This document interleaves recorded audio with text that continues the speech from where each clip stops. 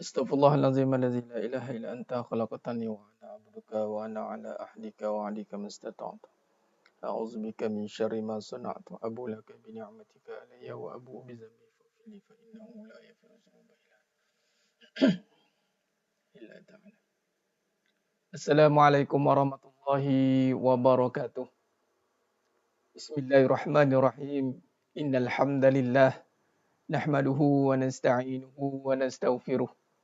ونعوذ بالله من شرور أنفسنا ومن سيئات أعمالنا من يهده الله فلا مضل له ومن يضلل فلا هادي له أشهد أن لا إله إلا الله وحده لا شريك له وأشهد أن محمدا عبده ورسوله اللهم صل على محمد وعلى آل محمد رب يسر ولا تعسر رب تمم بالخير رب اشرح لي صدري ويسر لي أمري واحلل عقدة من لساني يفقهوا قولي اللهم افتح علينا حكمتك وانشر علينا من خزائن رحمتك يا أرحم الراحمين الملك القدوس السلام المؤمن المهيمن العزيز الجبار المتكبر سبحان الله يا عما يشركون والله الخالق البارئ المصور له الأسماء الحسنى يسبح له ما في السماوات والأرض وهو العزيز الحكيم ولا حول ولا قوة إلا بالله العلي العظيم ولا منجا من الله إلا إليه أما بعد. Sidang penonton, sidang jemaah mata Allah Subhanahu wa taala. Mudah-mudahan kita semua tergolong dalam golongan hamba-hambanya yang benar-benar bersyukur. Amin ya rabbal alamin. Alhamdulillah. Alhamdulillah summa alhamdulillah.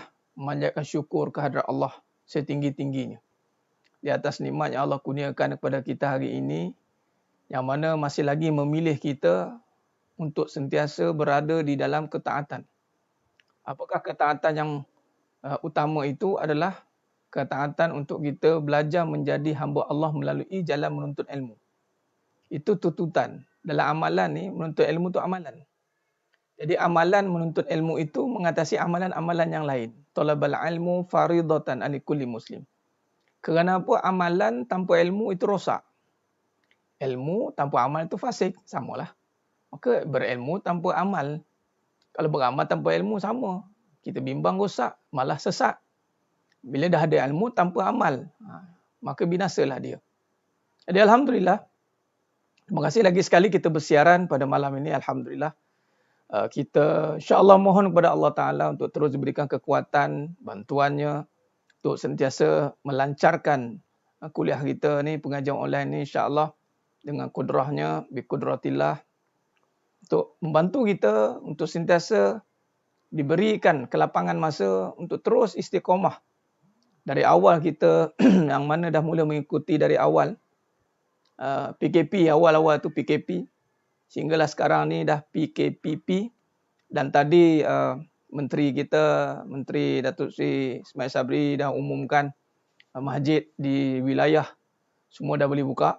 Walaupun boleh buka masih tertakluk pada SOP. Di Selangor saja masih tertakluk lagi dengan tuanku. Mungkin ada yang sebaiknya lah. Kita bersangka baik saja insya-Allah. Dan daripada awal PKP sampailah sekarang, masuk dah ke mungkin 4 bulan lebih dah kot. Jadi kita mudah-mudahan Allah bantu kita untuk terus istiqamah lah. Dan ini menjadi titik tolak untuk kita terus mendalami ilmu di saat kita sedang berada di dalam musibah.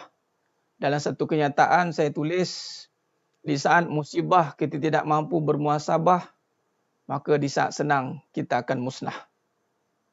Di saat musibah kita tidak mampu bermuhasabah, maka di saat senang kita akan musnah. Senang ni maknanya ketika dikeluarkan daripada musibah. Sebab kalau kita rujuk kepada kehidupan ni tiada yang kekal. Kalau susah tidak kekal susah, dia akan jadi senang. Senang tidak kekal senang, jadi susah. Dia ibarat siang dan malam, bersilih ganti. Jadi di saat musibah kalau kita tidak mampu bermuhasabah, maka nantikan kemusnahan di saat kita senang. Sebab tu kalau kita lihat bagaimana kita kadang-kadang dah berusaha hidup ni sidang jemaah mata Allah SWT. Kita dah berusaha dah. kita dah berusaha sebenarnya. Bila kita berusaha, kemudian tidak seperti apa yang kita usahakan tu, kita jangkakan, jadi lain. Jadi rosak. Malah berubah menjadi malapetaka pula tu. Kenapa? Dulu senang, jadi susah balik. Maka kita kena faham bahawa mungkin ada sesuatu yang kita kena perhatikan. Ya, Tuan Naim Marzuki daripada PKP Burung Gagak. Allahu Akbar. PKP Burung Gagak lagi. Betul. Daripada dengan gunakan fasiliti yang ringkas je, dengan handphone je. Untuk pengetahuan sebenarnya Muhammad Allah SWT, saya nak cerita kronologi live ni. Asalnya daripada sahabat masjid. Tuan Haji, Allahumma salli ala Muhammad, saya lupa nama.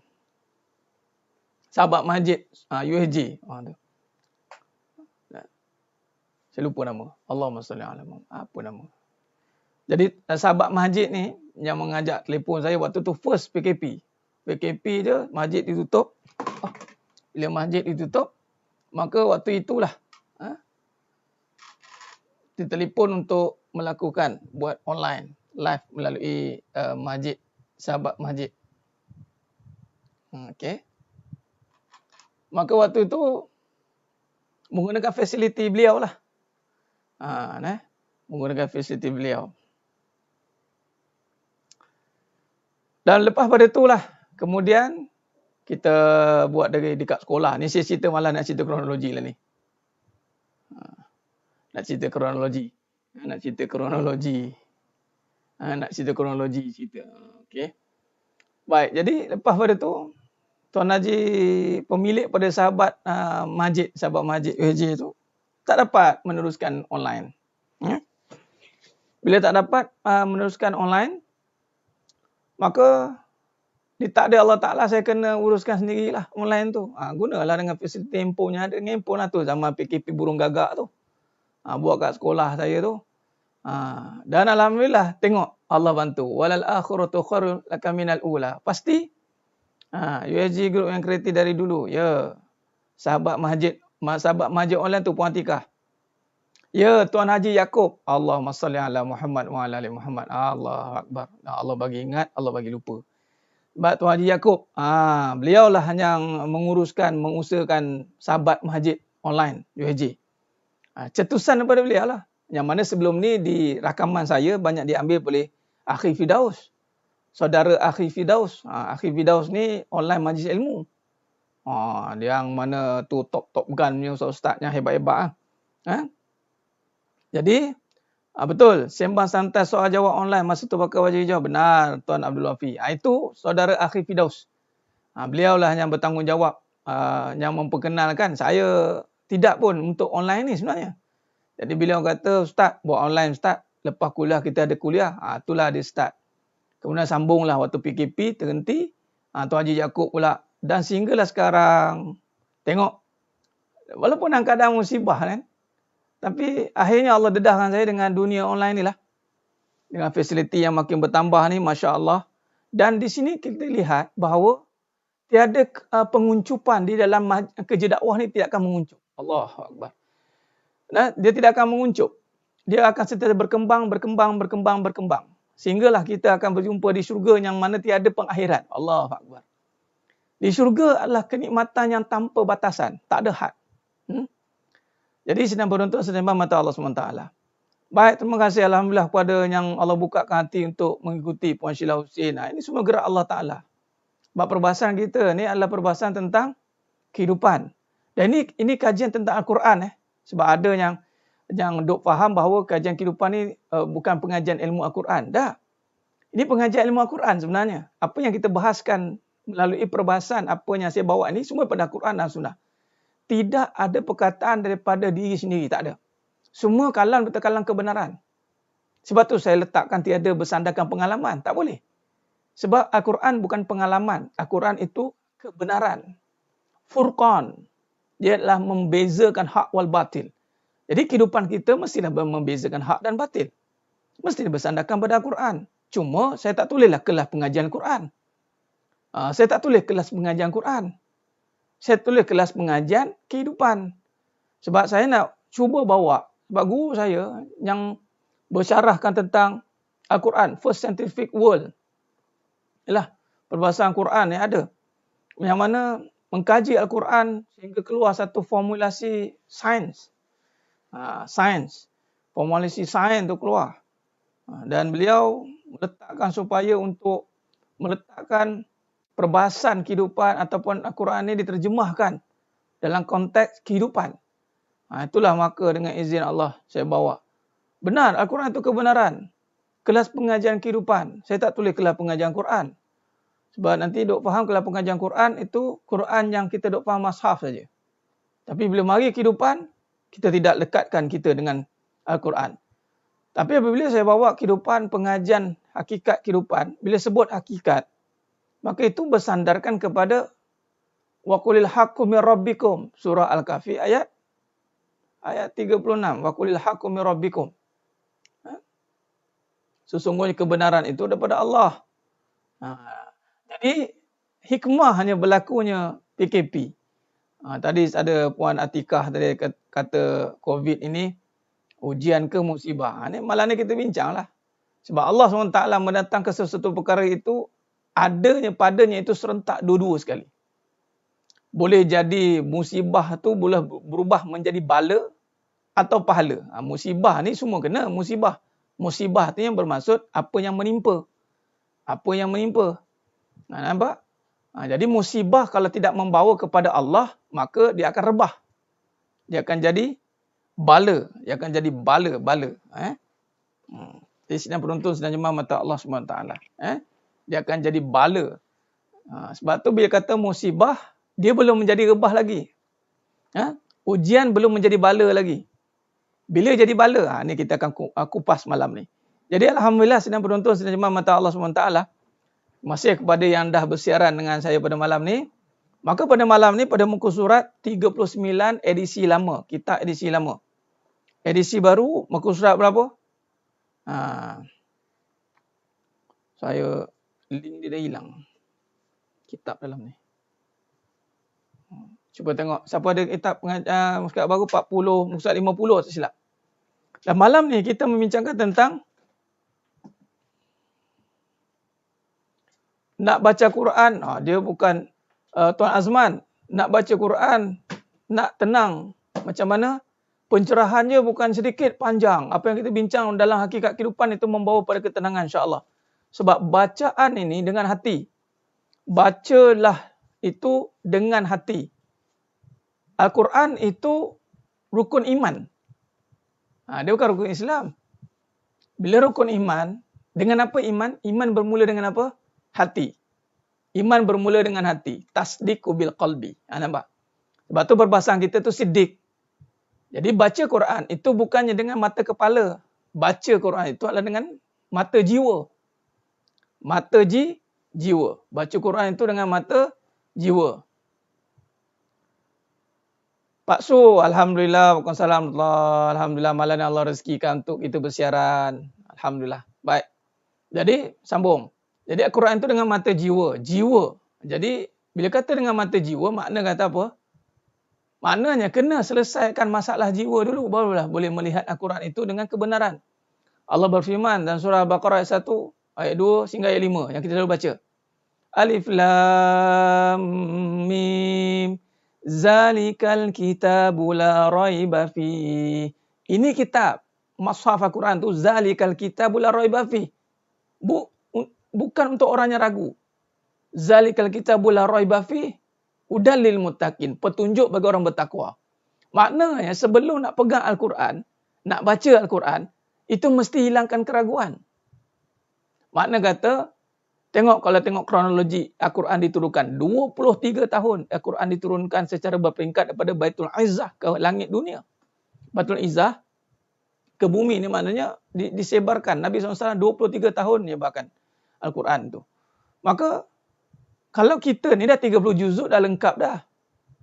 Nampak? Para sahabat belum lagi dapat kalam ataupun belum dengar lagi apa yang Nabi sampaikan daripada Al-Quran kalamullah. Dah yakin dah.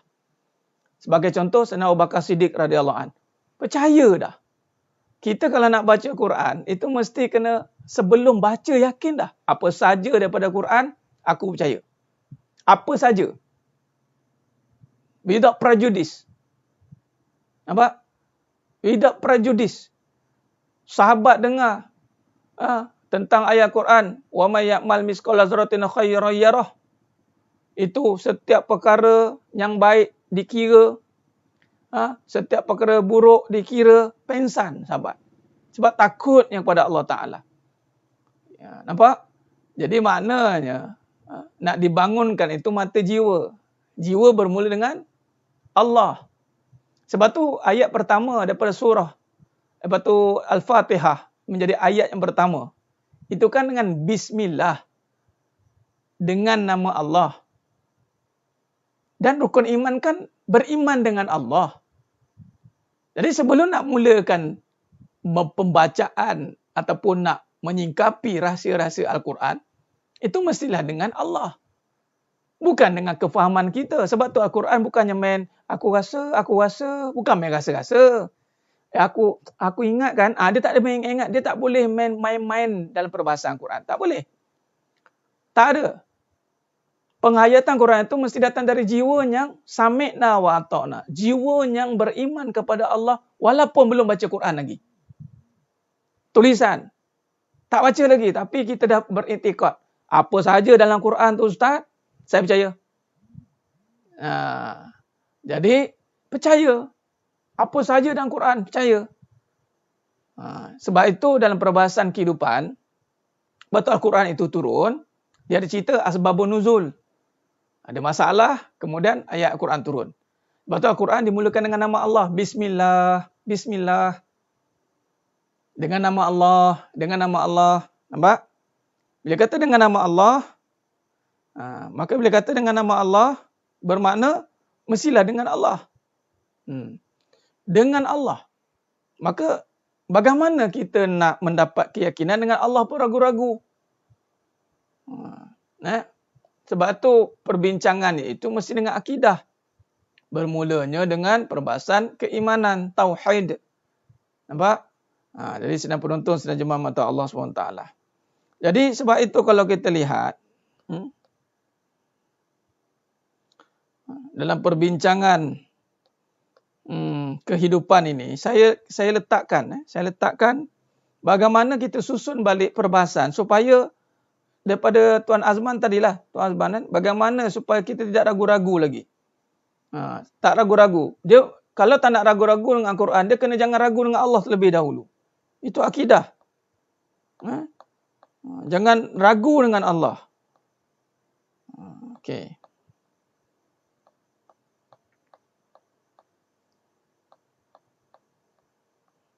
Okey. Baik.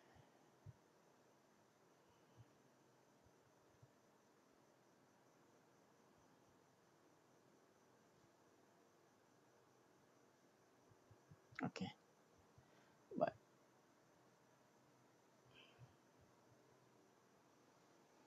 Sebab tu sedang penonton, sedang jemaah mata Allah SWT. Apa saja Al-Quran ke, Nabi ke, apa saja mesti bermula dengan Allah. Sebab tu kita mulakan dengan Iqra' kan? Iqra' bismi rabbikal ladzi khalaq. Bacalah dengan nama Tuhanmu. Nampak? Itu wahyu yang pertama turun. Wahyu yang pertama turun itulah Iqra' bismi rabbikal ladzi khalaq. Bacalah.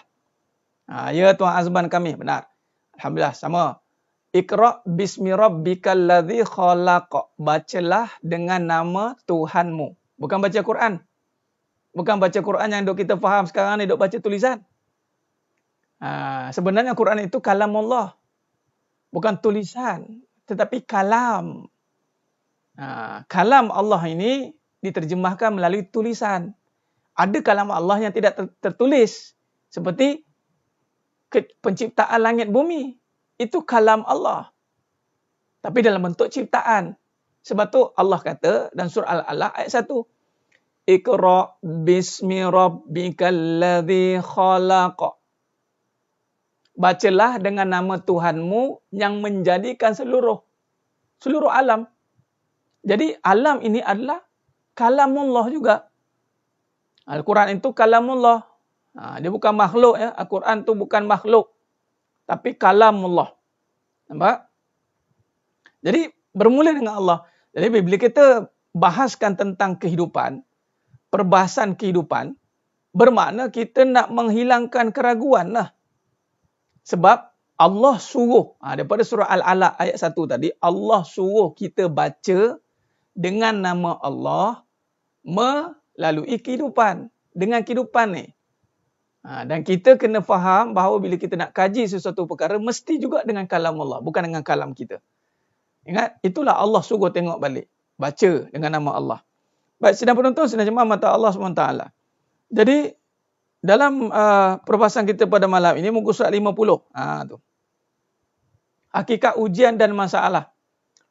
Hakikat ujian dan masalah. Baik, apa kaitan dengan siddiq ni Ustaz? Apa kaitan dengan siddiq?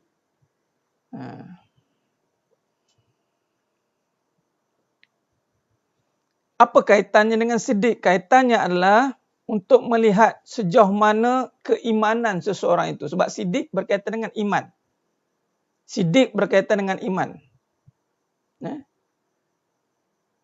Siapa Quran tu? Aku ambil cik. Sebagai contoh, sidang jemaah mata Allah SWT, boleh dalil tambahan, boleh rujuk surah Al-Ankabut. Surah Al-Ankabut. Surah Al-Ankabut ayat 2, ayat 3. Boleh rujuk surah Al-Ankabut ayat 2, ayat 3. Apa kata Allah SWT? Ahasiban nasu ay yusraku ay yaqulu amanna wa hum la yuftanun. Apakah manusia mengira bahawa mereka akan dibiarkan hanya dengan mengatakan kami beriman dan mereka tidak diuji? Jadi ujian itu berkenaan dengan keimanan. Ujian itu berkenaan dengan keimanan. Siddiq berkaitan dengan iman. Benar. Siddiq itu sebab takrif iman itu adalah tasdik. Membenarkan. Siddiq itu kan jujur, benar. Benar, jujur ni tentang apa yang kita nak benar. Apa yang benar? Yang benar hanya Allah. Yang benar hanya Allah. Sebab itu dipanggil risalah kebenaran. Risalah tauhid. Jadi ujian itu bermakna satu keadaan yang Allah akan datangkan. Satu keadaan yang Allah akan timpakan. Timpa tu dipanggil musibah. Itu nama dalam surah Al-Baqarah 155. Jadi dalam surah Al-Ankabut ayat 2, ayat 3 Allah kata apa? Ahasiban nasu ayyusraku ayyakulu amanna wahum la yuftanun. Apakah manusia mengira bahawa mereka akan dibiarkan hanya mengatakan kami beriman dan mereka tidak diuji? Manusia ya, semua diuji. Bukan sekadar orang beriman saja. Tetapi manusia dan manusia yang beriman apatah lagi akan diuji. Allah Ustaz, diuji payahlah jadi orang beriman ni. Beruntunglah diuji. Sebab orang yang layak saja yang akan diuji. Yang masuk ambil peperiksaan hanya yang layak. Ingat, orang yang tak layak tak boleh masuk peperiksaan. Belum jawab lagi dah kena buang. You are dismissed. Jadi bersyukurlah di saat diuji. Okey. Apa benda yang diuji ni? Kata Allah dalam surah Al-Ankabut ayat 3. Am hasiballadzina ya'maluna as-sayyi'ati ay yasbiquna sa'a ma yahkumun. Ayat 3, maaf. Ayat 3 Allah berfirman, walaqad fatannal ladzina min qablihim fala ya'lamannallahu alladzina shadaqu wala ya'lamannal kazibin. Ini kaitan dia. Dalam muka surat 50 ni saya terus cerita tentang apa yang Allah akan uji. Tapi dalam surah Al-Ankabut ayat 2, ayat 3 ni, Allah terus bagi tahu bahawa Allah akan uji bukan sekadar kita sebut aku beriman kemudian dibiarkan. Dan kenapa Allah uji? Kerana Allah bagi tahu dalam surah Al-Ankabut ayat 3, dan sesungguhnya kami telah menguji orang-orang sebelum mereka. Maka Allah pasti mengetahui orang yang benar dan pasti mengetahui orang yang berdusta. Ada tak kaitan? Ada tak kaitan dengan siddiq? Ada. Sebab sidik itu benar. Sidik itu benar. Puan Ummu Arif, kaya pun ujian. Apa yang dimaknakan dengan kaya itu? Sebab kita nampak kaya itu harta. Itulah ujian. Bukan kaya itu, sebenarnya kaya itu adalah nama Allah. Kaya itu nama Allah. Biasa kita kaitkan kaya itu ada harta, miskin tak ada harta. Bidang perbincangan hakikat bukan begitu ya. Perbincangan hakikat bukan begitu. Perbincangan hakikat itu susah dan senang. Susah pun ujian, senang pun ujian. Dia tak nak mendalami agama sebab orang semakin dekat dengan Allah, semakin Allah berikan ujian. Dia takut untuk diuji. Macam mana tu Ustaz? Puan Natah. Tuan Natah. Memang. Biasa tak kita dengar, makin dalam agama, makin diuji. Maka dia tak faham lah tu. Dia tak layak lah. Dia meletakkan diri dalam kejahilan. Sesungguhnya orang yang bila kata makin dalam agamanya, sudah layak diuji sepatutnya sebab dia dah ada ilmu agama. Dan Allah nak bagi tahu bahawa kalau benar dia menuntut ilmu agama nak mendekat dengan Allah, maka dia akan melepasi ujian dan dia akan naik darjat. Sebab itu ujian ini untuk membezakan sama ada yang benar atau yang palsu. Betul tak dia ni orang yang benar? Orang yang tak nak diuji, rugilah. Sebab dia tak tahu dia ni di level yang mana. Macam saya bagi tamsil lah, peperiksaan. Tak nak ambil test. Maka tak dapatlah result. Tak dapatlah dia nak masuk kelas mana ataupun naik lagi pembelajarannya lebih tinggi. Contoh daripada SPM naik universiti. Universiti naik diploma. Diploma naik degree. Degree naik master. Master naik PhD. Setiap itu ada ujian kan? Adakah ujian itu bebanan bagi orang yang bersedia? Tidak. Sebab tu ujian itu subjektif. Dia tidak menjadi lagi susah. Dia tidak lagi menjadi bala. Dan ujian itu adalah sebagai contoh untuk membezakan mana yang benar-benar belajar. Ada tak masa kelas main-main? Ada. Yang main-main gagal lah ujian. Bila gagal tu jadi masalah. Jadi jangan kita faham. Dia tidak faham tu. Tuan Natah dia tak faham makna ujian itu sendiri. Menyebabkan dia takut dengan ujian. Kita jangan takut dengan ujian, kita takut dengan Allah. Kita kena takut Allah yang menguji, bukan ujian itu. Adakah kita perlu merasa dalam ujian pada setiap masa, walaupun pada ketika tiada masalah ketika itu, tak ada masalah tu ujian lah. Ingat, ujian itu susah, ujian itu senang. Ujian itu apa yang dijadikan, itu jadi ujian. Apa saja yang didatangkan, itu adalah ujian. Dan lalu diberikan nama yang menimpa. Itu panggil musibah. Senang pun musibah. Susah pun musibah. Dan kata Nabi SAW, mafhum hadis, kebanyakannya kita akan lupa dengan nikmat senang dan lapang. Sihat dan lapang. Diuji, ramai yang gagal. Di waktu sihat, waktu lapang, ramai yang gagal. Poligami pun ujian. Luar biasa Mak Umi. Benar. Allah nak uji.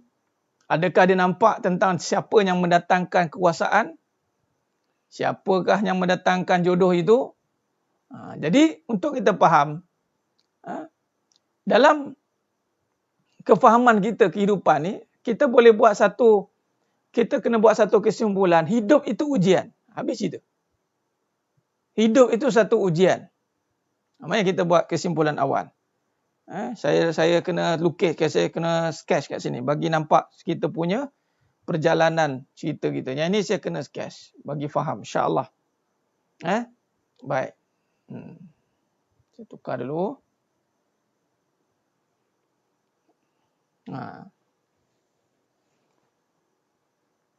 Sedang penonton senang cuma mata Allah SWT. Poligami ujian, siapa melepasi ujian poligami, itu dia melepasi ujian keimanan. Sebab poligami itu ta'adud, ujian iman. Semua ujian, sedang penonton sedang jemaah mata Allah SWT. Khair, mari kita tengok. Saya buat satu penulisan di sini. Jadi, dia kata kehidupan.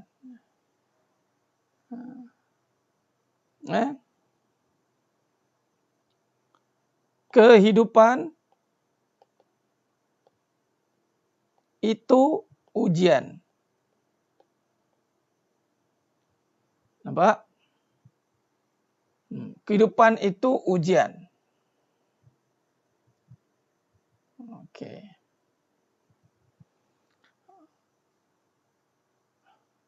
Ya, Allah dah jamin. Dan surah Al-Baqarah ayat 155 tadi. Apa jenis ujian? Main-main. Kita tengok susun atur dia. Susun atur. Kita susun malam ni insya-Allah. Kehidupan itu ujian. Baik. Apa takrif ujian ini? Yang menimpa. Ujian tu yang menimpa. Ujian itu adalah yang menimpa, yang didatangkan, ataupun dia panggil satu keadaan yang menimpa. Ujian ni adalah suatu keadaan yang menimpa. Ini kata ulama. Yang dinamakan musibah.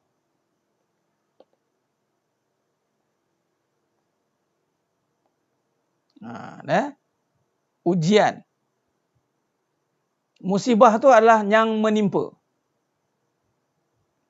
Benar Puan Tika.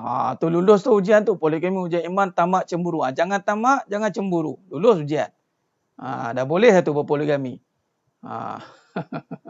Alhamdulillah. Okey, baik. Kehidupan tu ujian. Baik, yang menimpa sesuatu keadaan yang dipanggil musibah. Baik, apa saja yang menimpa? Apa yang menimpa? Susah, senang.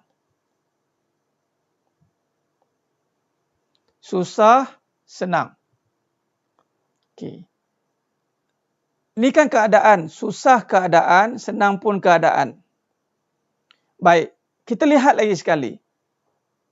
Apakah kaitan ujian ini dengan keimanan? Kerana susah, senang ini, nak tengok. Adakah dia berbalik kepada Allah?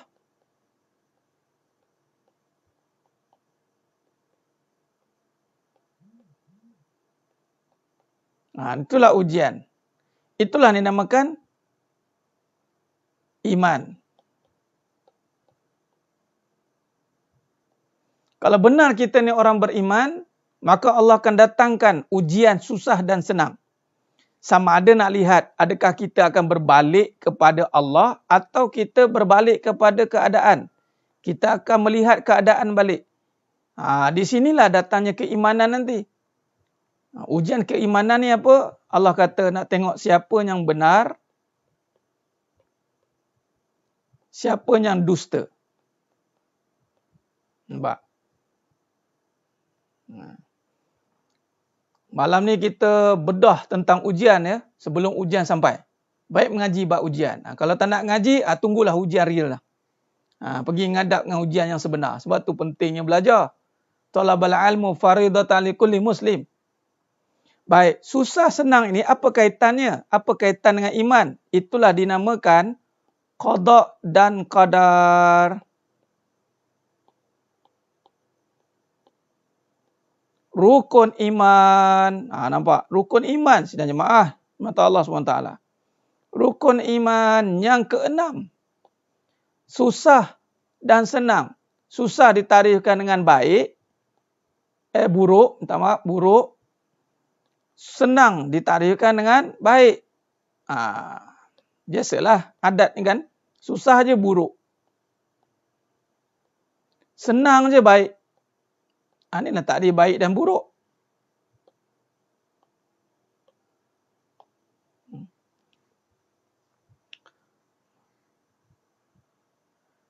Ujian semua, nikmat senang ujian lah. Cuba tengok Puan Tika. Semua kan saya tulis tu. Semua. Apa saja yang menimpa susah dan senang itu ujian. Sama ada nak berbalik kepada Allah atau kita terperangkap dengan nikmat itu.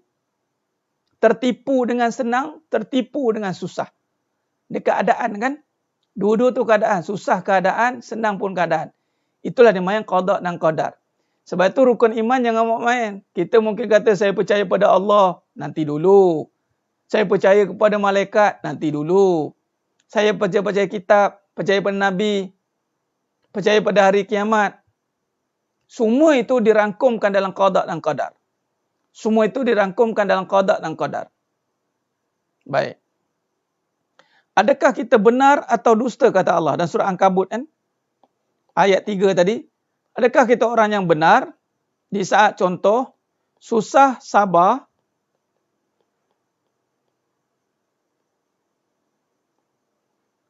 senang syukur.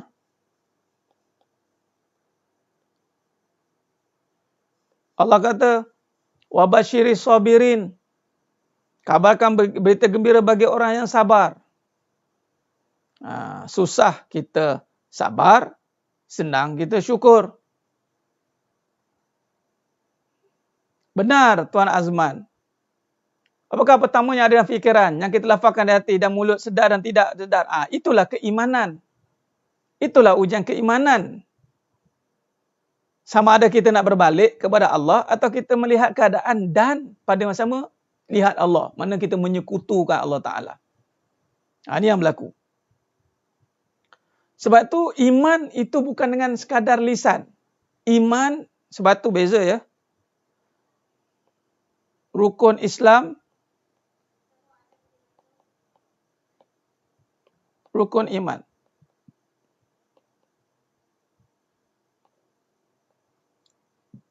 Rukun Islam itu dengan perbuatan.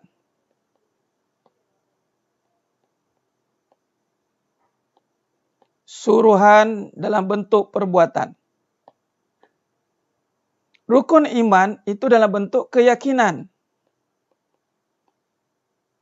yang akan diberi dalam bentuk ujian. Nampak tidak? Rukun Islam itu suruhan. Contoh. Saya bagi contoh terus. Sebelum kita syarahkan surah Baqarah 155. Ini kena faham baik-baik. Contoh, solat. Islam wajib. Wajiblah. Ini suruhan. Aqimus salah. Aqimus salah. Wa atuz zakah. Dirikan solat. Okey, faham dah. Maka kalau dalam rukun Islam ni perbuatan mendirikan solat. Lepas tu apa lagi? Lafaz syahadah.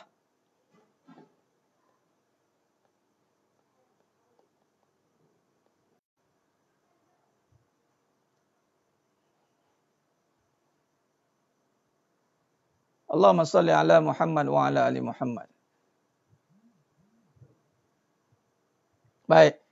Allah bagi susah. Sabar tidak?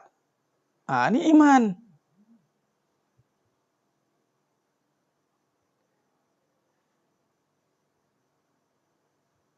Itu iman. Allah bagi ujian. Contoh, rezeki. Jadi saya pecahkan ujian-ujian ni dalam bentuk iman.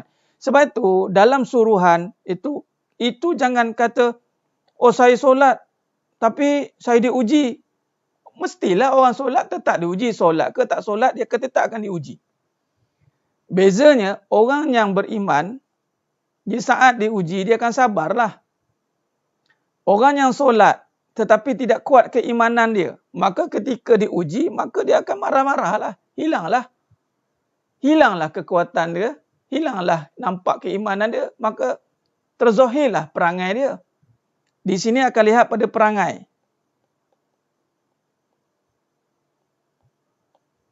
Akhlak.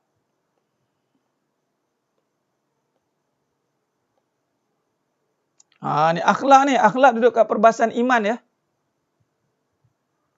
Nampak? Ni katalah dia puasa.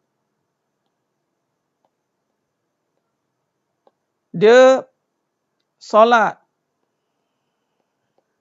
Tutup aurat. Katalah kita cerita tentang seorang isteri. Ni solat, puasa, dia buat semua. Al-Quran, dia baca. Dia buat yang syariat. Tapi di saat diuji, layanan atau perangai dia buruk. Nampak? Kenapa yang dikatakan akhlak ni memberi impak yang besar? Kerana dia melibatkan keimanan. Isteri diuji, suami kahwin lagi.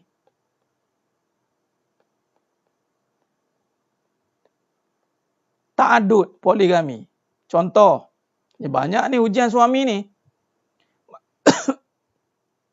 Nah, dia solat, dia puasa, aurat bagus, baca Quran bagus, tapi layanannya buruk. Dia ada cacian, makian, herdikan.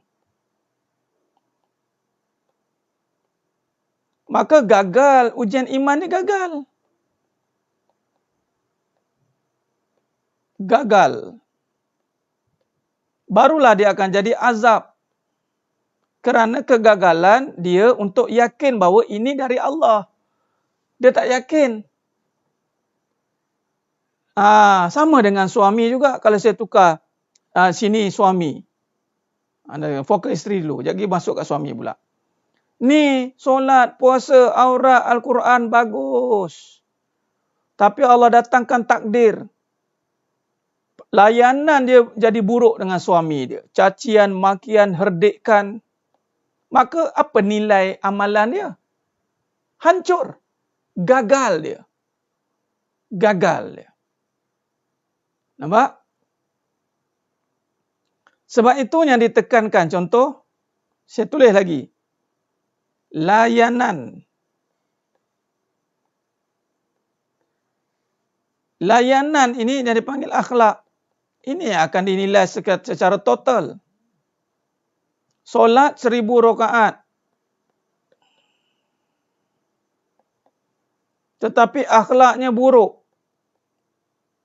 Maka solatnya fasik, rosak. Habis.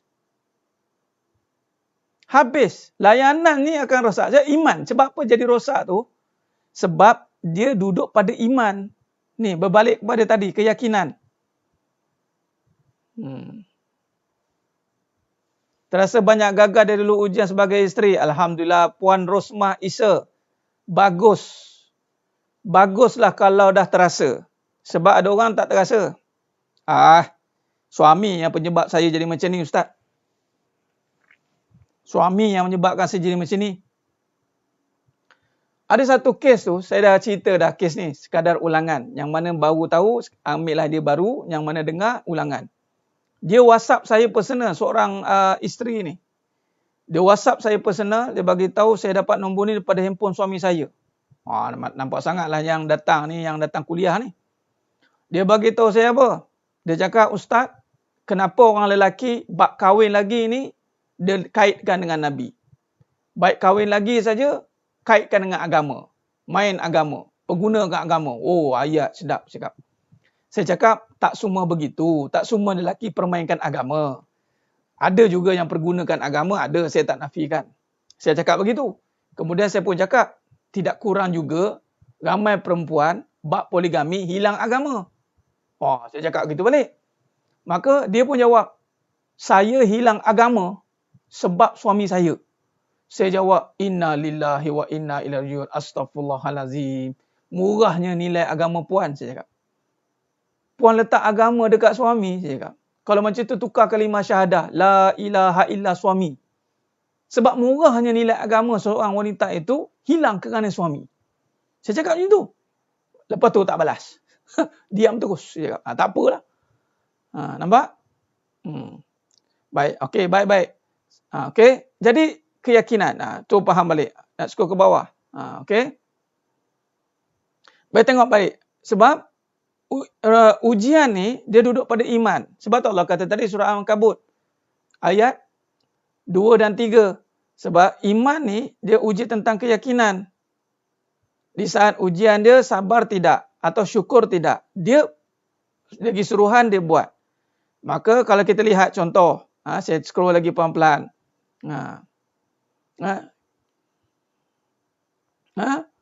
Jadi, kalau kita lihat, semua suruhan kita buat.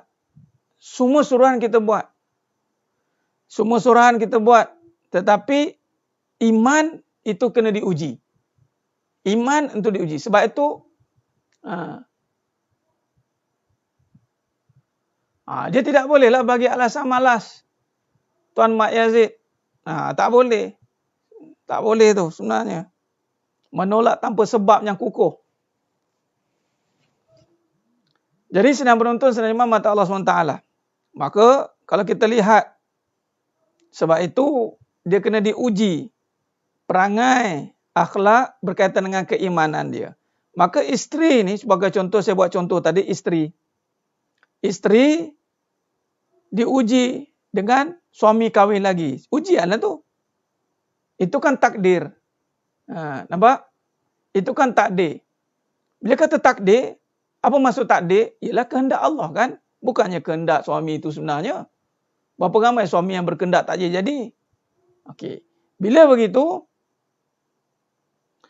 begitu, maka sekiranya dia gagal berhadapan dengan ujian, maka keluarlah perangai buruknya. Cacian, makian, herdikan. Jadi ujian imannya gagal lah. Sebab dia gagal dengan ujian apa ni? Ujian kasih sayang. Dia gagal dengan ujian kasih sayang. Ustaz, kenapa poligami pula berkaitan dengan iman? Mari kita tengok. Ini saya bagi contoh ni. Bagi nak terus senang faham. Okey. Kita tengok balik hakikat syariat ni. Syariat suruhan perkahwinan. Kita buat dah. Ni munakahat. Itu syariat. Bab fiqahnya. Bab fikih. Fiqh. Okay, hakikatnya, ujian duduk kat sini. Ujian kat sini. Okay, perkahwinan ni ujian kasih sayang.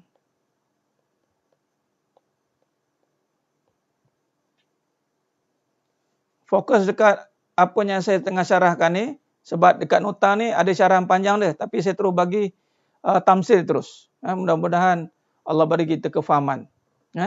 Baik, perkahwinan tu ujian kasih sayang. Sama ada Allah nak tengok yakin atau tidak. Yakin atau ragu. Kan Allah kata tadi, Allah nak lihat sama ada dia ni yakin ni benar, ragu ni dusta. Ini pada ayat Quran ni.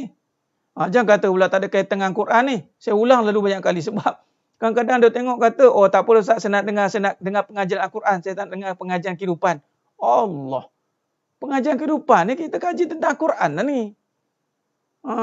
Kadang-kadang dok ngaji dengan Quran tapi baik kehidupan macam tu juga. Jangan ada sekadar syariat bacaan sebutan lisan saja. Nampak? Yakin. Balik ke sini bincang kita tadi. Tengok, adakah kita yakin dengan kasih sayang itu atau ragu dengan kasih sayang? Bukan ragu dengan suami tau. Bukan yakin dengan suami atau ragu dengan suami. Yakin tidak kasih sayang itu dengan apa? Di sinilah. Yakin tak kasih sayang itu dengan Allah. Sebab tu hakikat ni kembali kepada Allah. Hakikat itu kembali kepada hakikat. Pergi pada mana?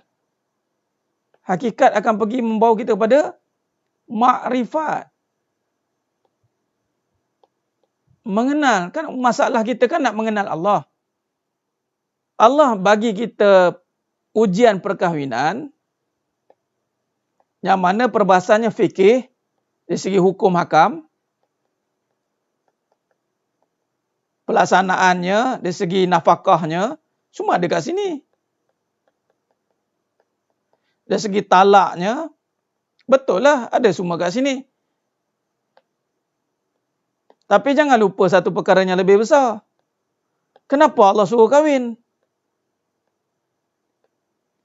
Fankihu, nikahlah masna wa sulasa wa ruba'.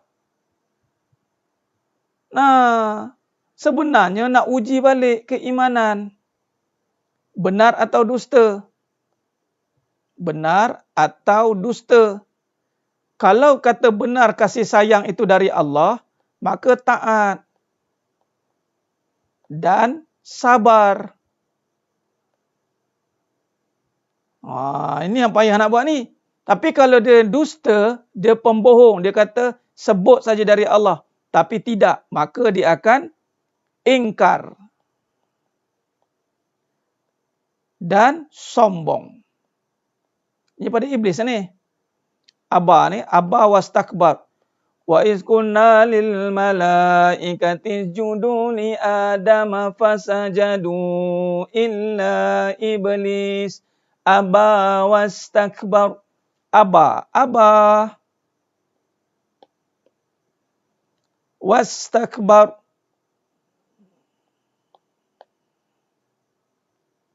Sombong.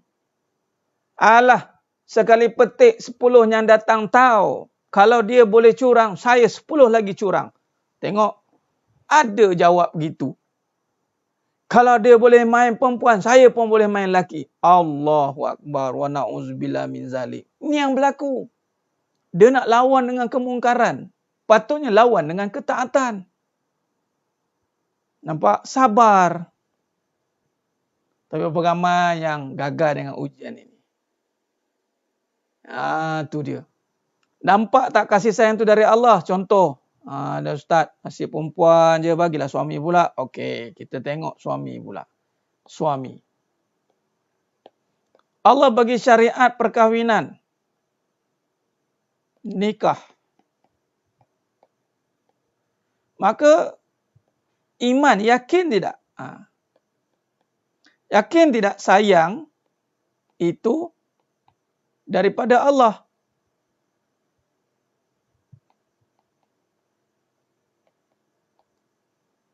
Kalau yakin, sila didik. Jangan takut.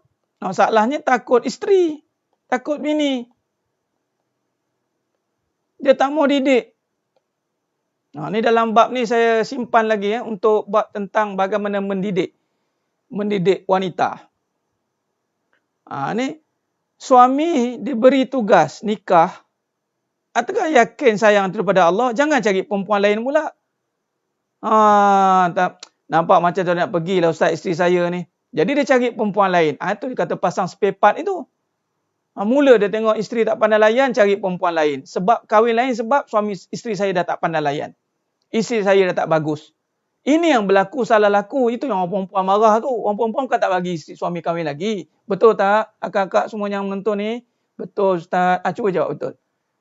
Bukan tak bagi ustaz. Kami semua bagi ustaz. Bagi. Cuma keadaan mereka itu tidak faham. Jahil. Isteri-isteri ni dalam kejahilan.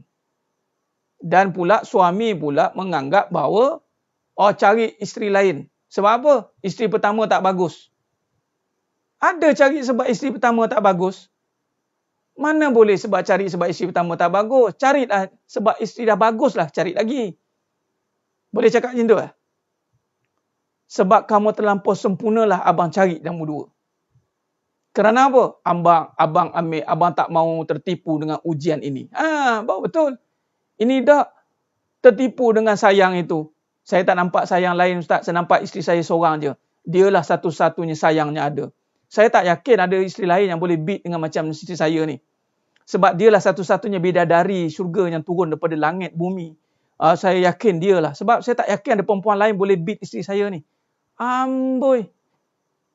Macamlah si dia seorang atas muka bumi, atas planet bumi ni. Tak nampak dah lain. Patutnya nampak Allah je. Pun ada juga spesies suami yang macam tu. Cukuplah ustaz, isteri saya seorang saja. Kerana apa? Saya nampak sayang itu pada isteri saya je. Saya tak yakin ada isteri lain yang boleh melayani saya. Jadi saya nampak dia ni cukup sempurna bagi saya. Jadi saya pun mulalah skrip. Yang isteri pun kembang kuncup. Nampak? Nampak? Gagal. Itu ujian yang menggagalkan kerana Allah nak tengok balik. Yakin tidak sayang itu pada Allah. Kalau sayang itu pada Allah, maka didik isteri. Didik isteri dengan taat.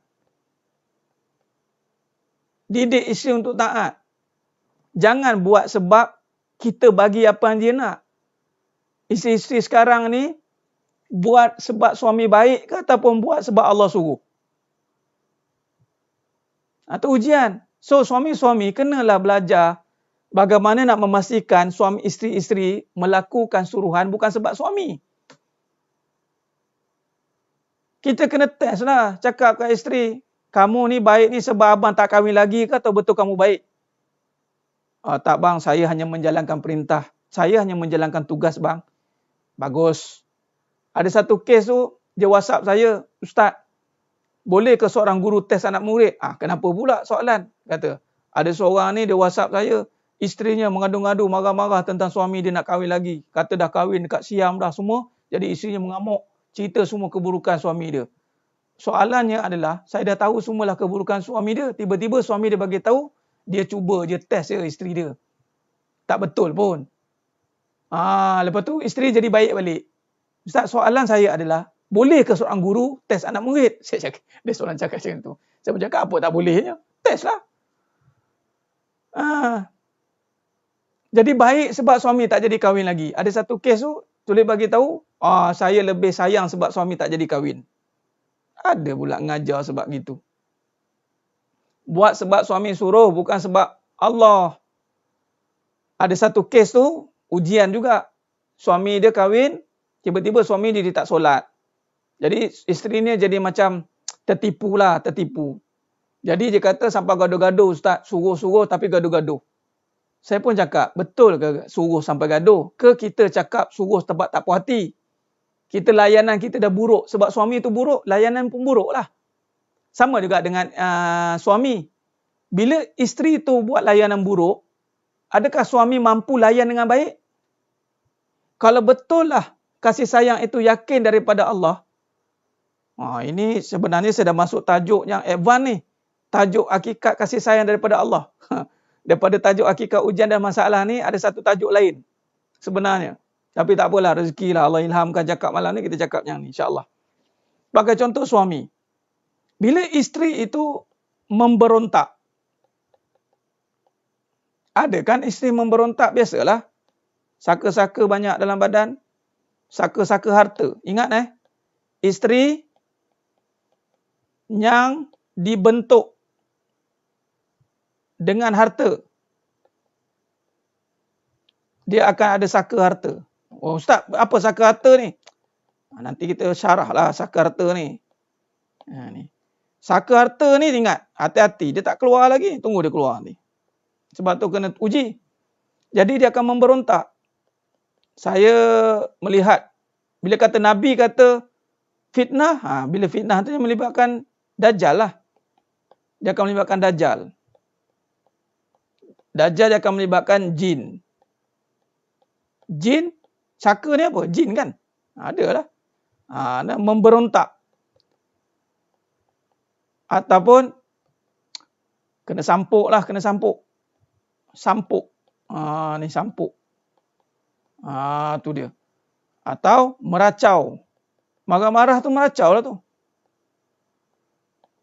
Saya melihat dalam konteks apabila melihat dengan kebenaran, memang siapa yang ada detect dengan attach dengan harta, memang dia akan ada saka. Saka harta dia panggil. Nanti kita syarahkan nanti. Tak kisahlah kalau dia suruh rumah ke, yang bekerja ada harta sendiri, hati-hati. Sebab tu kena bersihkan harta tu dengan zakat, infak, sedekah. Jangan buat main. Jadi saya nak bagi tahu gini, isteri-isteri yang dibentuk dengan harta, dia akan memberontak, dia kena sampuk, dia meracau. Soalan saya, ketika Allah uji isteri begini, adakah si suami masih yakin kasih sayang?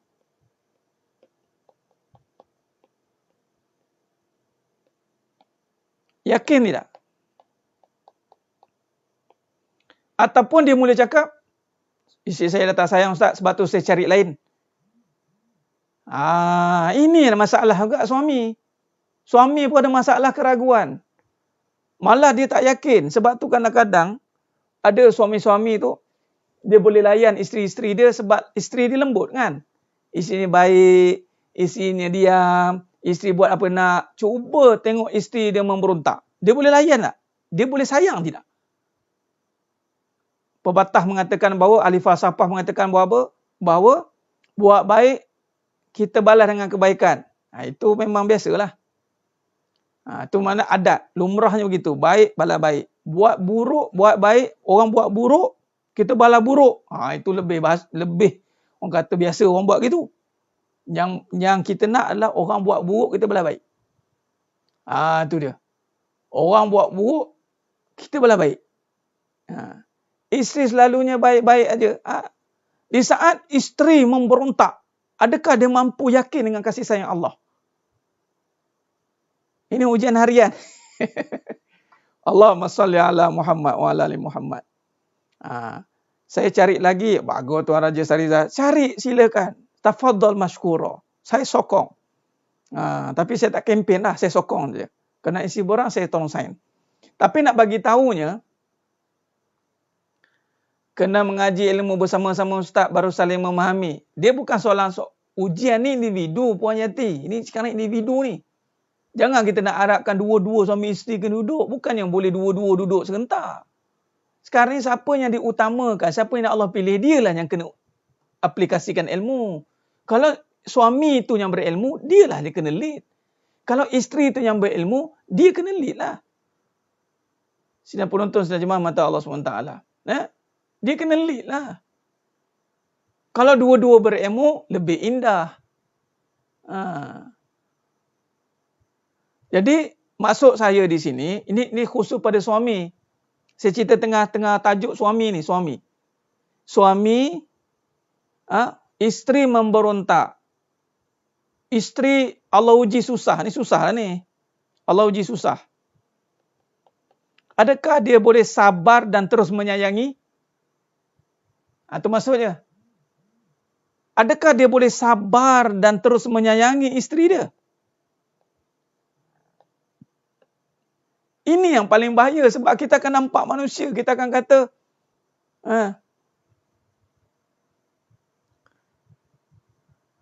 Ustaz, macam mana jika kedua-dua isteri benarkan nikah buat kali ketiga saya yang berserah pada Allah? Masya Allah.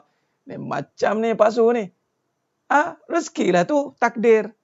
Tapi nak bagi tahunya, kalau benarkan tapi masih tertaluk pada izin Allah. Kalau Allah tak izinkan juga, tak berlaku.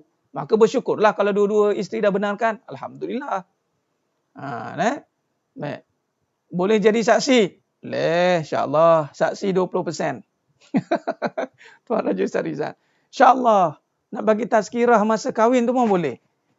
Kahwin buat kenduri lah Tuan Raja Sariza. Tuan, buat kenduri. Buat betul-betul. Okey, baik. Jadi sekarang ni, inilah ujian. Betul, bukannya selalunya suami je Puan Ainul Amani. Isteri pun kelang kelibuk juga. Suruh menuntut ilmu tak mau. Ada satu kes tu. Ni dah suruh menuntut ilmu tak nak. Bayangkan seorang perempuan. Dia kata tak perlu. Suami saya yang kena menuntut ilmu. Sebab dia yang nak didik saya. Subhanallah. Nampak tak? Tu sombong lah tu.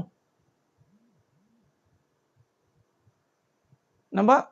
Ada juga Tuan Puan Sheila. Saya ni dua-dua kes ada. Ada isteri yang ego pun ada. Bukan kata suami, isteri pun ego. Sama. Sama. Saya tengok dah. Saya tengok siapa yang ada harta, attach dengan harta, dia akan ego. Ini saya buat kesimpulan macam tu. Jadi sidang penonton, sidang jemaah mata Allah SWT. Berbalik kepada perbincangan kita tadi. Ini saya bagi contoh terus. Bermakna syariat dah betul dah. Syariat nikah cantik dah. Syariat nikah kemas dah. Tetapi hakikat hancur. Hakikat musnah. Bila musnah ni? Di saat Allah datangkan ujian. Musnah ni ujian waktu senang. Dah gagal lah. Senang ni. Apa maksud senang? Mula-mula kahwin, nampak kasih sayang. Itu adalah pasangan.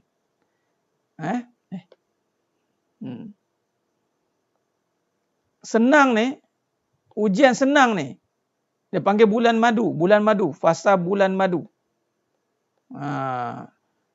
Baru perasan. Bulan pun madu. Mana dah ready nak bermadu dah tu sebenarnya. Panggil bulan madu.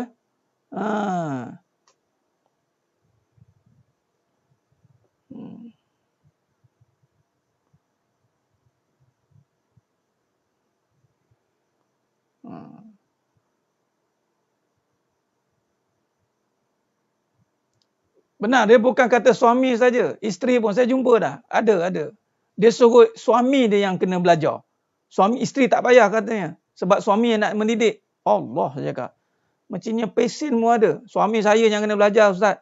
Saya pun ada guru saya sendiri. Kata. Tapi perangai tak ubah pun ada guru sendiri. Macam-macam lah. Nampak? Okey, ujian senang waktu ni bulan madu ni. Okey. Maka di sini ketika ini kita tidak berbalik kepada Allah. Kita tidak syukur dengan taat. Nampak? Kita tidak syukur. Malah di sinilah kita melakukan syirik.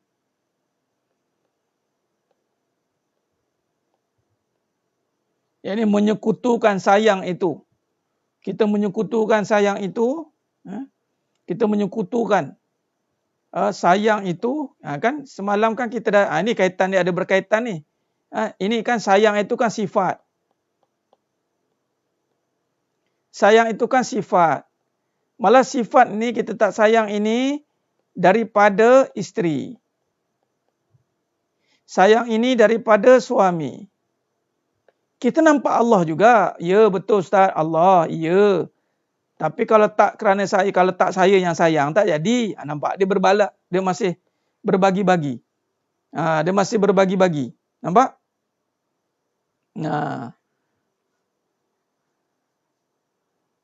Apa dia okey.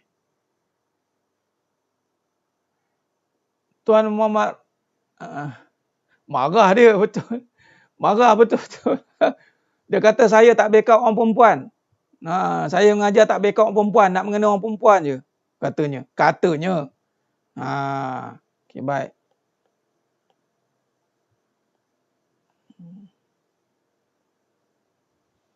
Nampak? Ini bila kata menyekutukan, dia kata menyekutukan.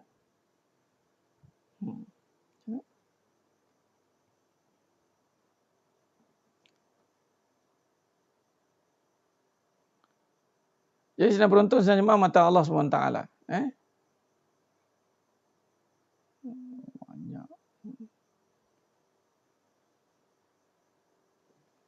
Baik. Bila kata ujian ni musnah, di saat hakikat musnah, di saat senang tu, bulan madu tu Allah bagi kesenangan tu, dia lupa bila kata waktu itu dia tak ingat, dia terus nampak keakuan itu, mana nampak suami isteri saja. Jadi balik.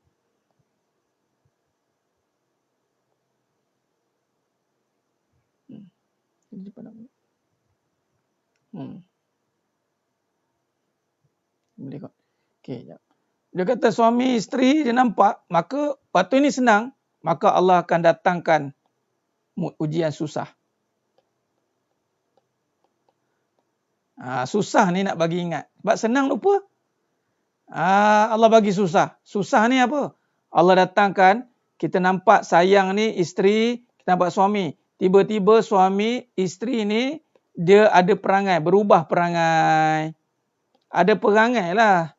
Itu orang kata, mula-mula kahwin, indah semua. Lepas kahwin Ustaz, lepas kahwin, jadi lain macam Ustaz. Dia jadi lain macam.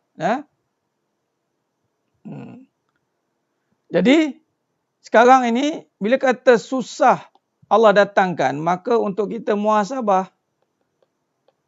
Itu datangnya, muhasabah. Untuk mengenal lah. Itu kata tadi, mengenal Allah tu ujian aja. Allah nak uji, kita kenal tidak? Maka kita muhasabah untuk kembali. Tapi di saat susah ni masih tak nak muhasabah, masih menyalah-nyalah, kerana waktu ini dia jahil, maka barulah susah dan musibah ni menjadi bala. Kalau dia tak nak balik kepada Allah Subhanahu Wa Taala. Jadi senang penonton, senang jemaah mata Allah Subhanahu Wa Taala. Barulah dia menjadi bala. Nampak? Bila dia tak nak kembali, kepada Allah Subhanahu Wa Taala. Maka dia akan jadi, bila tak nak kembali, maka dia pergi kepada bala. Inilah baru datangnya azab sakit hati. Jadi sedang penonton, sedang jemaah mata Allah SWT. Nampak?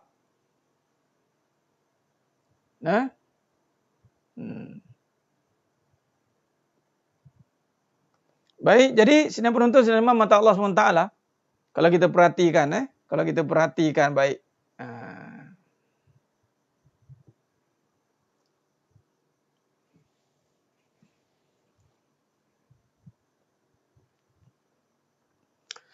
Kesimpulan yang kita boleh buat pada malam ni.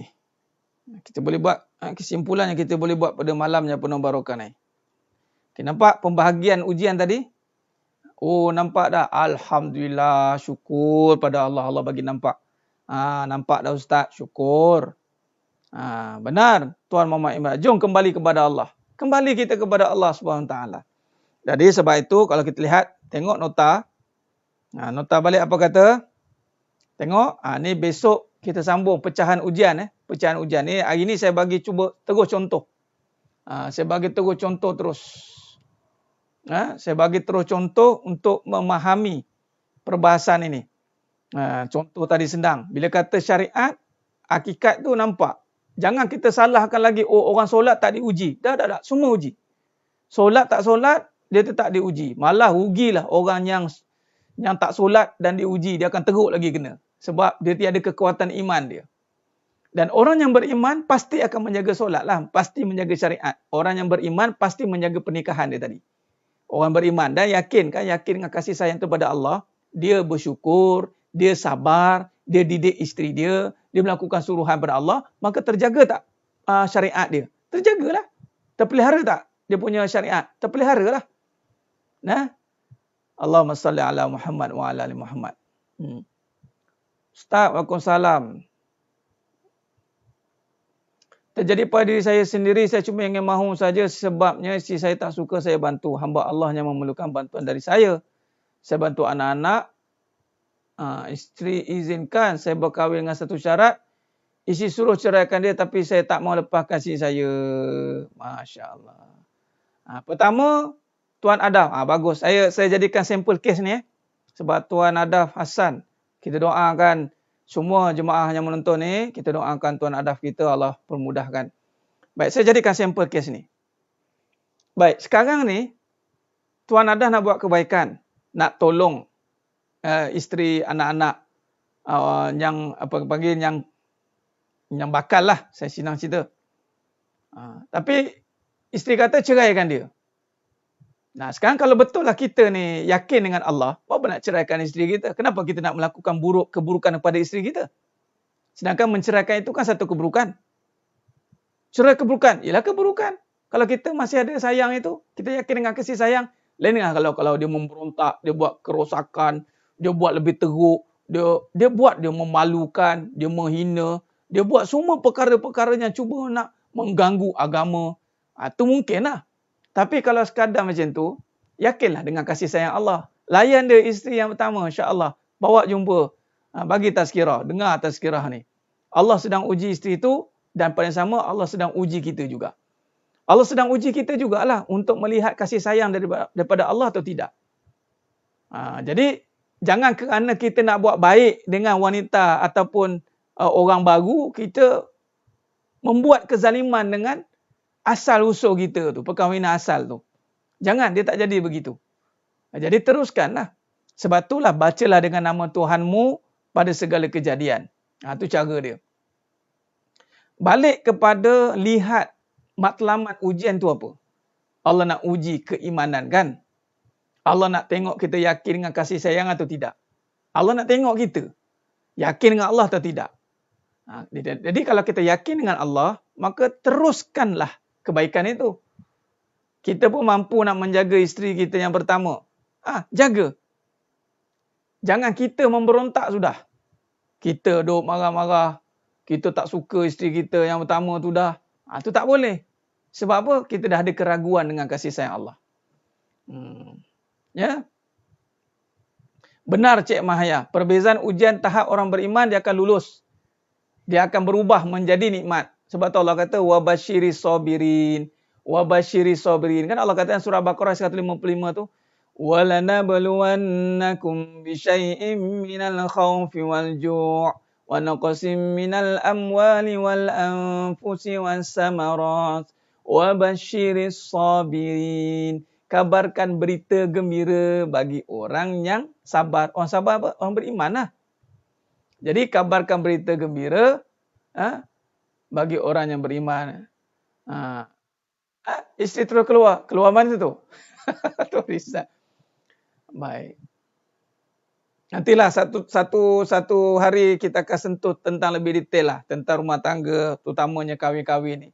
Ada satu rahsia tentang kasih sayang ni. Rugilah orang perempuan. Sangat rugilah. Kalau dia masih melihat kasih sayang itu suaminya saja dan dia tidak nak, dia masih duduk dalam ketakutan.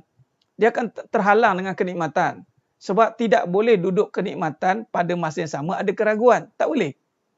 Sebenarnya ujian ni Allah datangkanlah untuk hilangkan keraguan. Supaya kita boleh merasai kenikmatan secara sempurna. Saya nak bagi contoh sebelum kita tutup.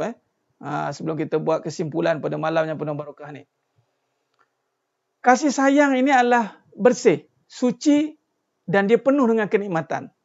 Tapi kerana kita tidak faham tentang kasih sayang itu berdasarkan iman, maka kita takrifkan sayang itu dengan kebendaan.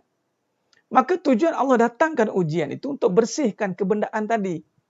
Supaya kita benar-benar merasai nikmat kasih sayang. Kita tak nak lagi bercampur aduk sebenarnya. Allah nak bersihkan. Allah nak tolong kita sebenarnya. Selama hari ni kita ingat kita dah sayang dan nikmat dah. Belum. Sebab tu baru gaduh-gaduh. Itu belum nikmat. Nikmat ni tak ada gaduh. Tak ada gaduh. Nikmat itu adalah dia taat. Nikmat itu dia berbuat ketaatan. Dia tak ada gaduh. Jadi maknanya kasih sayang itu dia nak bersihkan. Contoh ya. Kita punya selera ni, makan kita. Ada lagi sakit, ada lagi kesakitan pada tekak ini. Jadi tak sedap, makan tak sedap. Kita masih sakit. Selagi mana ada dunia, selagi itu kita sakit. Sebab tu ujian itu nak membersihkan dunia di hati. Sebab tu Allah akan bagi ujian bertubi-tubi untuk bersihkan dunia dari hati. Barulah nikmat, wallahi. Jangan salah tanya orang. Kalau tanya orang yang tak kena gaya, wah udah-udahlah tu. Kalau saya lah menyesal kahwin dua. Seorang lagi baru. Tanya pula orang yang tak faham bahasa. Menyesal ustaz kahwin, kalau bagus tak payah kahwin. Ada tanya orang yang gagal buat apa? Tanyalah orang yang dah berjaya. Tanya orang yang dah berjaya lah. Orang yang duduk pada kebenaran. Jangan tanya orang yang duduk pada sangkaan. Nampak? Puan Atika Zulaika, kesimpulannya, janganlah jadi orang yang tamak. Jangan jadi penagih kasih sayang. Jangan jadi penagih. Jangan jadi orang yang tamak. Jangan jadi orang yang kemaruk. Ni bahasa-bahasa ni. Jangan jadi orang yang batak. Tahu? Apabila hakikat kan? Allah uji tu kan iman. Ujian kan iman. Ujian kasih sayang kan ujian iman. Bila iman tidak benar, masih ada keraguan, kasih sayang diletakkan pada kebendaan, dia akan jadi orang yang tamak. Dia akan jadi orang yang penagih. Dia akan jadi orang yang kemaruk. Dia akan jadi orang yang batak. Tahu batak? Batak ni baru dapat. Padahal dah lama kahwin. Macam tak cukup-cukup. Kemaruk ni orang yang tak puas-puas. Duk bergaduh. Isu tak habis-habis. Allahu Akbar. Nampak? Tamak. Tamak ni lagi. Hati-hati. Sebab dia akan jadi orang yang merosakkan. Jadi sidang penonton, sidang jemaah mata Allah SWT. Sebab tu kembalikan hakikat yang sebenar perbincangan ni. Baik. Jadi jangan jadi anjing yang menekan bangkai yang busuk. Masya Allah. Ustaz Ajani taharud. Masalahnya dia lebih teruk pada anjing. Ulaika an'am balhum adal. Adakah itu sebahagian dari ujian Allah pada isi kedua? Isi kedua, okey baik. Bagus Puan Nordiana. Kenapa isi kedua dianggap perampas? Kerana tiada suami yang nak pertahankan. Perbincangan poligami tidak dibincangkan secara meluas. Sebab tu dianggap perkahwinan kedua tu perkahwinan perampas. Sebab tu hari ini saya bahas secara terbuka. nak selesaikan isu Puan Nordiana ni lah. Dan juga kenapa isteri kedua dianggap perampas? Sebab Puan Nordiana, kalau Puan Nordiana jadi isteri pertama, pun tak nak juga. Contoh, ini mentaliti, ini sangkaan. Isteri kedua pun sebenarnya jauh dalam lubuk hati dia perasaan tak nak jadi isteri kedua. Sebab tu dia pun tak terima sepenuhnya pun. Silap-silap ada juga yang dah gagal dengan pakuan yang utama. Contoh dia tak nak dimadukan, dia bercerai. Lalu jadi isteri nombor 2. Faham? Ada je saya jumpa ramai. Tak nak dimadukan. Lalu sekarang Allah jodohkan jadi isteri nombor 2. Nak cakap apa? Sebab itu kadang-kadang sikap diri sendiri, sikap perempuan itu sendiri yang jahil menyebabkan orang melihat perampas. Jadi sebab itu kita kena bincang secara terbuka. Sebab tu saya bincang secara terbuka sehingga kan saya dikecam. Oh ustaz, bak sikit-sikit kahwin lagi, sikit-sikit kahwin lagi. Saya ditanya dalam satu, saya bawa benda dia ke JAIS. Saya pergi JAIS. Ingat lagi nama Saudara Salwana, kan dah jadi penolong pengarah. Waktu tu jadi timbalan pengarah bahagian rumah tangga. Sekarang dah jadi timbalan pengarah JAIS. Waktu tu saya jumpa Saudara Salwana cakap apa kat saya? Ustaz, isteri dah berapa? Dah 4 ke? Tanya tu, dah 4 ke katanya? Nampak? Jadi sebab benda ni memang sensitif. Sebab apa? Sebab disimpan-simpankan, disembunyi-sembunyikan. Buat apa? Jadi sebab apa saya sentuh setiap kuliah bab poligami? Sebab poligami itu cerita iman kan, ta'adud. Saya bukannya gurau-gurau bab poligami ni. Saya tak ada nak gurau-gurau. Cerita terus, terang. Jangan dah tahu tunggang kuda, pantang nampak kuda je nak panjat. Luar biasa Tuan Raja Sarizal. Benar. Dah tahu nak kahwin nampak. Ini tamsilan bagus ni, bagus. Sebab itu insya-Allah. Dan alhamdulillah saya bersyukur. Salah nasihat, betul Puan Hafizah. Dia bukan pergi nasihat punah sihat, Pergi tanya punah sihat buat apa? Dah saya ni dah bagus, kahwin lagi tu bagus, tapi yang penting jangan suami saya lah. Itu punah sihat lah tu. Punah sihat. Ya. Jadi sebab itu sedang penonton sedang jemaah mata Allah SWT, dan saya bersyukur semua ni yang mendengar ni, mungkin yang isteri pertama kan, belum lagi 2, dan terbuka untuk mendengar perbahasan ni. Syukur alhamdulillah. Syukur alhamdulillah. Jadi bukan kata kita nak timbulkan provokasi, bukan nak timbulkan kontroversi, bukan nak timbulkan spekulasi, tidak. Kita nak mencari kebenaran. Bagus cakap biar terang. Benar. Tuan Sabri, terang. Jangan nak sembunyi, takut-takut. Ustaz, kenapa orang lelaki kaya ada ajar nak kahwin lagi? Kaya tu apa Tuan Sheila? Puan Sheila. Ni tak apalah, nanti saya sentuh lah. Dia bukan kaya tak kaya. Kaya ni hak jiwa, bukan harta. Tulis kat situ. Orang lelaki kalau berharta nak kahwin lagi. Saya nak bagi tahu. Yang tak berharta pun ramai kahwin. Tu je. Yang tak berharta pun sama. Masalahnya berharta pun tak boleh buat juga. Ini bukan soal berharta tak berharta. Ini soal takdir. Takdir. Inilah masalahnya. Ya Puan Nordiana, ya benar bagus. Muhasabah, kita sama-sama muhasabah. Kita tak nak menyalah-nyalah. Jangan, saya berharap yang menonton ni semua 200 lebih ni, jangan lagi ada paradigma yang melihat ujian itu sebagai benda yang membebankan. Jangan dulu. Kita kena kembali kepada Allah. Terutama dalam ujian yang saya bagi contoh tentang ta'adud poligami. Jangan termasuk kita dalam perbahasan orang yang jahil. Ya, yang menjadikan pandang serong dengan syariat Allah yang Allah benarkan. Jangan. Sebab semua tu ada kebenarannya. Ada je punya usulnya, asasnya ada. Jangan kita duk pandang sesuatu itu dengan pandangan nafsu, pandangan kecaman. Tak boleh. Sebab itu kita kaji bab ujian dan masalah. Kesimpulannya, kita kena kembalikan semua itu dengan nama Allah.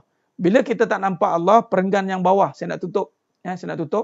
Ni buka tajuk ni panjang lebar pula tadi kan.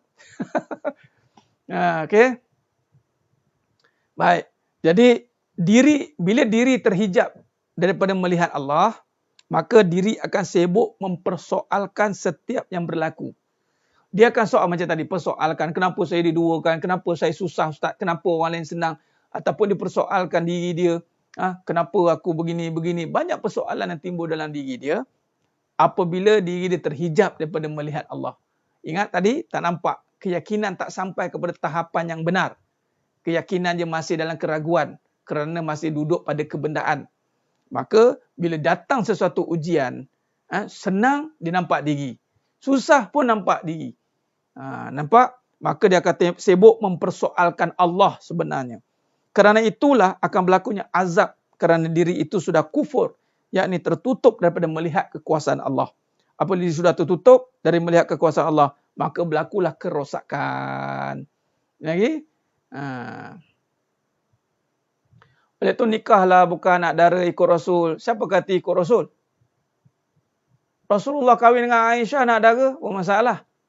Puan Atikah Zulaikha. Jangan kait-kait dengan Rasul kalau kita tak tahu asal usul. Jangan nak kait-kait dengan Rasul. Itu hari seorang ustaz tu cakap, kahwin dengan janda tua. Ingat apa? Rasul tu siapa? Ingat Rasul ni main-main ke? Ingat nak ambil yang second class ke? Macam kita. Kalau nak kahwin, kita pilih suami yang handsome, yang bau bagus. Kalau suami nak kahwin, suka pilih yang tua-tua. Cakap yang pilih yang biasa-biasa. Rasulullah tu pilihan yang terbaik Allah. Sudah pasti Allah akan pilih yang hebat-hebat. Jangan ingat, janda je dah second class. Ni mentaliti apa ni? Bukan anak dara.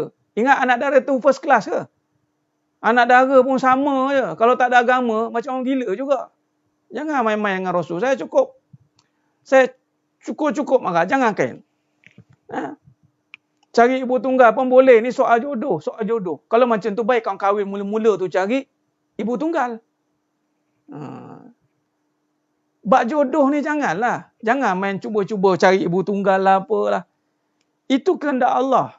Dan Nabi pun suruh kahwin dengan anak dara. Ada hadis. Bukannya main-main. Jangan. Ustaz dah senaraikan umur isteri. Betul. Semua isteri-isteri Nabi semua muda-muda. Sebaya dengan Nabi Saudah radhiyallahu anha. Saudah sebaya dengan Nabi umur 53. Nabi kahwin dengan Sayyidina Khadijah radhiyallahu anha umur 45, Sayyidina Khadijah Nabi umur 25. Itu pun ada yang perbahasan kata sebaya dengan Nabi. Setelah itu Aisyah radhiyallahu anha umur yang kata 9 tahun ada. Semua umur Nabi muda-muda. Umur 24. Nampak? Jangan main-main. Dan Nabi kahwin umur 53 dan ke atas, onward. Kalau saya nak tanya orang perempuan sekarang, kalau umur 53 atau 60 nak kahwin lagi dengan janda tapi umur 24. Agak-agak apa jawab? Puan Atikah, tolong jawab. Gatal, nafsu, tak reti, tak ingat mati. Nampak tak? Dia berkata kat Rasulullah tu.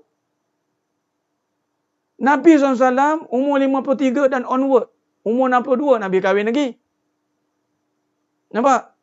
Semua isi-isi Nabi memang syahid. Isi-isi Nabi yang suami yang syahid di medan perang. Umur muda-muda. 32, 24, 26. Belasan dan 20-an. Satu seorang 30 lebih. Saya akan keluarkan balik strata umur tu. Saya pun tak hafal. Sebab saya baca sampai lalu.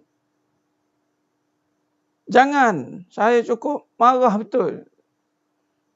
Marahlah. Kalau umur 53, kita pandai nak ikut Nabi. Ikut Nabi. Umur 53, pergi cari janda umur 24. Pergi cari. Kita cakap apa?